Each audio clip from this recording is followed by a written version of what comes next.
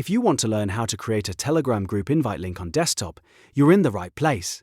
In this video, I'll walk you through the exact steps to get a shareable invite link for your Telegram group, and I'll also show you how to create a new link with limits if you want more control.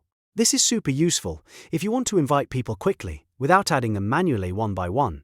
If this tutorial helps, make sure to hit the like button and subscribe for more easy software guides. Let's jump in. First, open the Telegram desktop app on your computer. Once Telegram is open, look through your chats and click on the group where you want to create the invite link. Make sure you select the correct group, especially if you manage multiple groups, because the invite link will be tied to that specific group. After opening the group, go to the top of the chat window and click on the group name or the profile photo. This will open the group info panel where you can manage the group settings and access the invitation tools. Now, in the top right corner of the profile panel, click the three dots menu icon or the pencil edit button. Depending on your Telegram version, you may see one option or the other, but either way, this is where you'll find the management settings. From the menu, select Manage Group. Inside the Group Management area, look for the Invite Links section.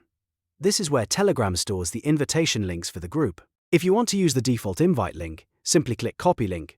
Telegram will copy it to your clipboard, and you can paste it anywhere you want, such as in a message, email, website, or social media post.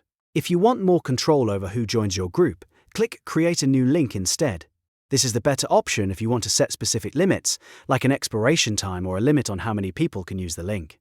That way, you can make the invite more secure or temporary, depending on your needs. Once the link is created, you can copy it and share it with the people you want to invite.